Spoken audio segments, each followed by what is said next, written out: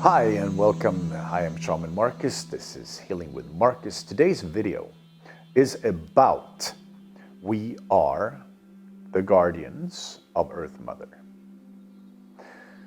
Why are we on this planet? Why are we humans here? What has happened over the millennia to put us in this place where we are today? And this is, of course, there's a hypothesis, there's a theory about what happened with our DNA change that occurred about 50,000 years ago, where our DNA suddenly changed and modern human beings came more into that state where we are today. Before that, we were living in a different way, and there was not the same sense of awareness in humanity as there is after that, 50,000 years ago. And they all agree, the archaeologists, they agree that something shifted in the DNA 50,000 years ago. Now, many shamans throughout the ages, throughout the indigenous peoples, and throughout big religions, the Egyptians, the Sumerians, the Mayas, we are talking about visitors from outside of Earth, stepping down, creating mankind, humankind, in the image of its maker. What does that mean? Does that mean that maybe we are the aliens on this planet? Does it mean that maybe either we carry some of our DNA or our whole set of ourselves being created either from different parts of animals on this planet together with alien DNA, or if we were actually made from alien DNA completely, that we are an alien race on this planet? It would make sense if you look at the evolution that we've gone through, that other species on our planet has not gone through. They've gone through evolution, just not the same. There's been a rapid evolution of communication within humanity, and how we can formulate ideas, the level of consciousness and awareness that can be accessed by us and come in from higher realms when we are open is of course unmatched to the other species on our planet. Now, there are things they are aware of that we are not aware of. The indigenous tribes of our world, they still live in touch with Earth Mother. They still live in touch with nature, both their own internal nature and their environment, the nature around them. While when humanity grew into, we grew in and we developed cities, these cities that we live in have disconnected themselves from nature, from the environment. So nowadays we live in cities where we're not in touch with nature anymore. We're not in touch with our original source or the communication that's going on in nature, basically from the organism we can call Earth Mother, from the living, breathing being called Earth Mother. Of course, that's a tricky level to view the world from, right? Like, it's hard to see that Earth might be a living organism. But on the other hand, if you were to consider yourself as a cell, one or several cells on my hand right here, it'd be hard for that cell to understand the totality of the whole body, right? It's being communicated through electric impulses through our nervous system and energetically through our field. But it can still be hard for the cell to understand that it's connected to all these other cells and that it's part of a whole system. So just like that, I believe that we as humans don't really see the totality of Earth Mother. We don't hear that the songs of the whales, the sounds of the dolphins, the songs of the birds, the different expressions of communication on our planet, the wolves howling, that these are songs, expressions and sounds of Earth Mother, that they're all communicating different states of being with each other and with us. As we open our minds, as we open our hearts, we might be able to understand that they are communicating with us. That the plants around us are communicating with us and that we can communicate with them energetically, verbally, from love. We can communicate with the rest of the world. And why is that? Because we were put here to be guardians of Earth. We were put here to be janitors, custodians of Earth. And not sure how long ago we veered off that course. It's at least 2,000 years, but it's probably longer. We veered off the course of being custodians, to be the caretakers and the guardians, and we became takers. We went into service of self. And if you listen to Sarah the Alchemist or other enlightened speakers, you'll understand and see that this is an impulse. We call it harmonic forces, right? That's a name for it. There are many other names. Satanic forces is one name. But there are dark impulses ravaging through humanity across our globe. And when we look at that as what we call harmonic forces or an impulse, it's not necessarily a being that we would understand that is verbally speaking to you and me. It's an energy that we can align with or not. When we become entrained with the energy of fear, the energy of this dark parasite that's growing across our globe, that when we become entrained with that, we feel like, oh, well, I have accepted the rules of society, so I'm going to live this way or that way. It's just that it's not a healthy society. It's a dark, unhealthy society we have created. So as an impulse, like a beat or a pulse, it's an energy spreading across our world, not so much a particular individual or a particular sense of it's that force. It's an impulse.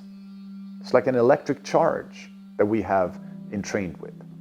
Now, if you can relate to that, and you can still hear your heart, and if you can still feel that, oh God, He's speaking some truth here, then you're able to listen to your heart too. And within your heart lives that sense of light and of love. Yes? And as we access that sense, we start to grow that sense of inner peace and inner love and inner light. When that grows within you, your chakra system will be aligning. And these chakra systems are how we are connected to the spheres and the energies of our world. So through the crown, we will know the truth of being at one with the world. Through the root, we will feel the connection to Earth Mother and the stability of life itself, feeling solid in life. Through our sacral chakra, we know our self-worth and self-love. Through the solar plexus, we know our willpower, our creative powers. They're also in the sacral, but they come out through the solar plexus. In the heart, we know the union between the chakras and the love. In the throat, we will both hear the truth and we will speak the truth. We'll express what's coming through the heart. And in the third eye, we will be seeing truth.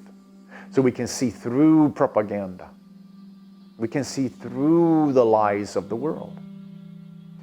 As we come back home to that sense of centeredness, we may awaken to that state where we are truly guardians of our world. We are truly guardians of the well-being of this planet and of life on this planet.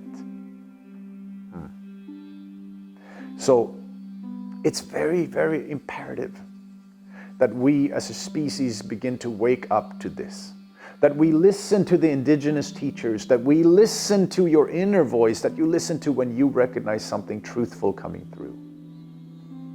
And that you recognize when, hang on, even though science makes a lot of sense, it also feels very heavy.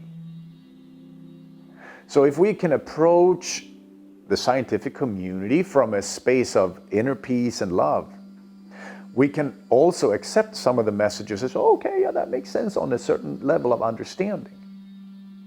But does it truly make sense on all levels of understanding? Because it's usually a bigger level going on, right? There's more going on. So, as guardians of our world, we both spend more time in nature. We return home to Earth Mother. And we begin this journey of inner awakening, of healing our traumas so that we can feel whole. We begin this journey of inner enlightenment so that we hear the messages that are coming through. So that you and I, we recognize, oh my God, yeah, that's what I feel. Yes, this feels truthful. Yes, it feels like the heart is expanding. And in that expansion, we help the whole quantum field of our world to grow. And whether it happens quickly or slowly, this impulse of goodness, right? So we have the impulse of Ahriman, of negativity, dark forces coming across our globe, and as you and I wake up in our hearts, we'll be like lights, torches, waking up. Within that darkness, we'll be waking up. And as we see each other's light, because we can see the truth, and we hear it, we feel it, and we know it. From that state, we begin to connect with others in the similar frequency, in that impulse, and we are then strengthening the impulse of goodness, of good in the world, of positivity.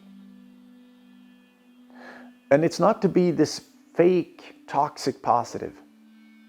It's about to recognize that life itself, the process of cells dividing in the body, is truly a positive expression. Like practically, physically, a positive expression of creating more of something. Yes? And this is why the process of life is a positive process, and why our hearts, when we are aligning with that sense of love and sense of life, we shift where we come from. And as you're coming from more of an uplifting inner spirit, you create upbuilding spirals in your life. You'll also start to recognize, oh, hang on, why did I go into this negative state right now? Oh, because of this message from social media or the news media, because of this message from the politicians, whatever it may be, I went into a negative state. And it's that state that can keep us in a lower frequency vibration. So coming into heart, growing, expanding. This is how we step into becoming those guardians, the guardians of our world, of Earth Mother. And it starts within each one of us.